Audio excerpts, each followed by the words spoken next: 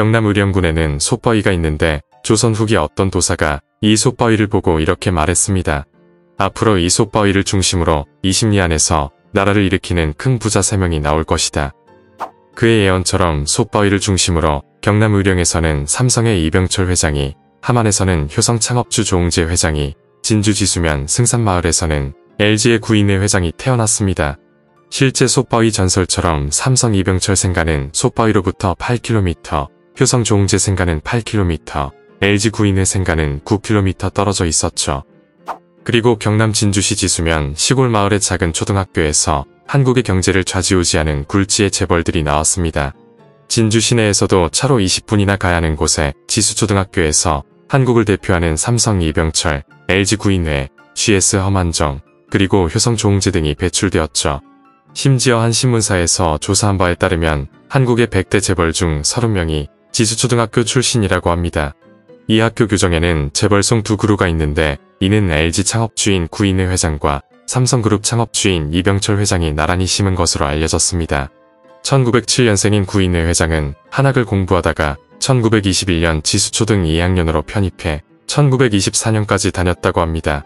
구인회 회장보다 3살 아래인 이병철 회장도 한학을 공부하다가 1922년 지수초등에 6개월간 다니다 서울로 전학한 것으로 알려졌습니다. 그러니까 구인회와 이병철 두 사람은 1922년 같이 학교를 다녔습니다. 여기에 효성 창업주 조응재 회장은 지수초등학교 제1회 졸업생입니다.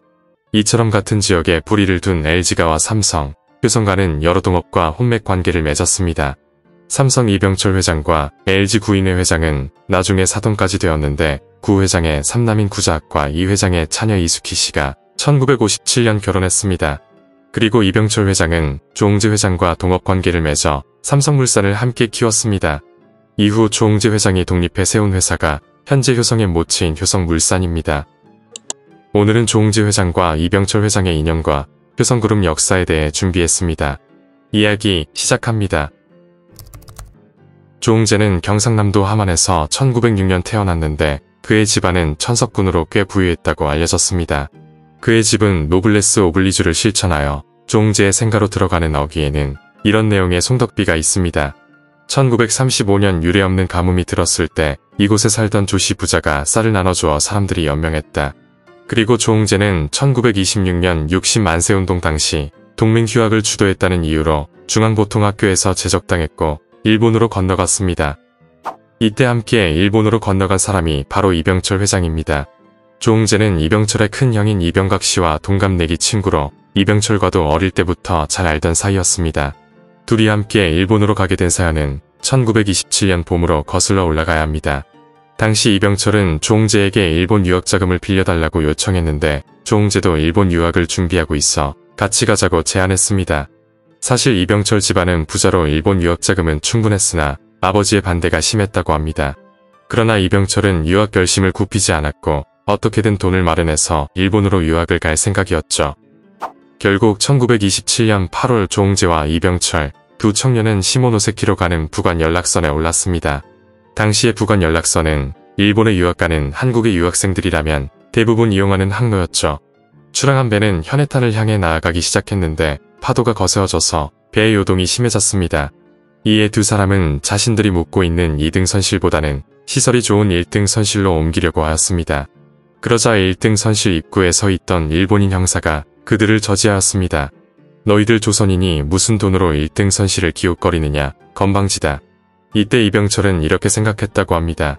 한국이 강한 독립국가가 되어야만 이러한 멸시를 당하지 않을 것이다. 나는 미래의 일본인에게는 어떤 것이라도 지지 않겠다. 그렇게 조응재와 이병철은 일본에 도착했고 대학에 입학하기까지에는 7개월 정도의 시간이 남아 있었습니다. 두 사람은 하숙집을 구하고 입시 준비를 시작했는데 조응재는 와세다 공대에서 기계학을 공부할 생각이었고 이병철도 와세다 대학 경영학과에서 일본 경제를 배울 생각이었죠. 이후 두 사람 모두 와세다 대학교에 합격했는데 조응재는 와세다 기계과를 한 학기 만에 중퇴하고 호세이 대학경제학과에 다시 입학하였습니다. 그리고 조응재와 이병철은 유학 시절 틈이 나면 일본의 공장을 방문해서 일본의 선진공업의 실상을 자주 살펴보았습니다. 이때부터 두 사람에게 사업이라는 꿈이 생겼습니다.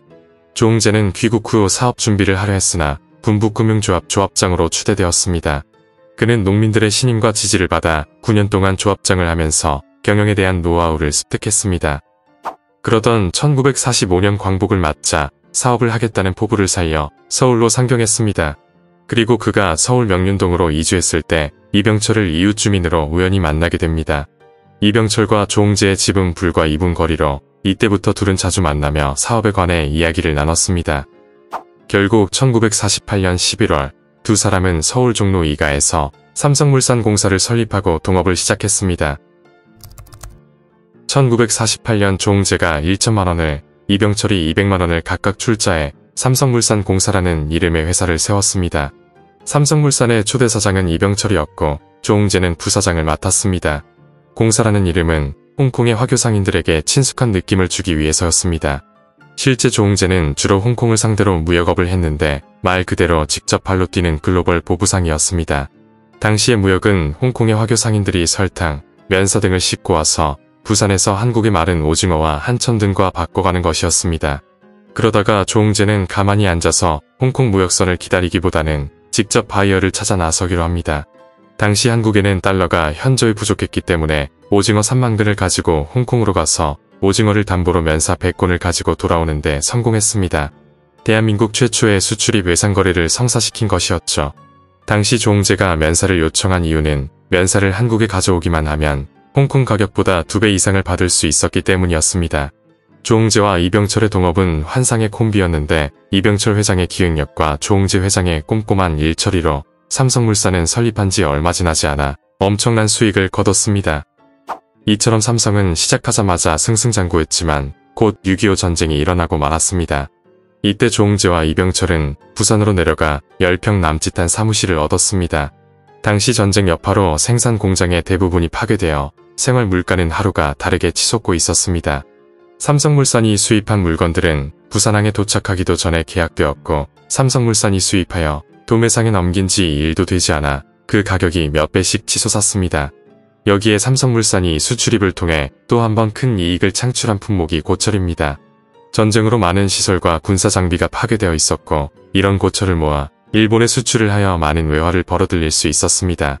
조홍재는 이 돈으로 설탕, 비료 등을 수입해 판매하는 수완을 발휘했고 1953년 삼성물산은 약 48억 원의 이익을 냈습니다. 두 사람은 이렇게 벌어들인 자금을 토대로 생산업에 진출하기로 계획합니다. 이들은 일본을 오가며 사업을 검토한 끝에 설탕 제조업을 선택해 제1제당을 설립하였습니다.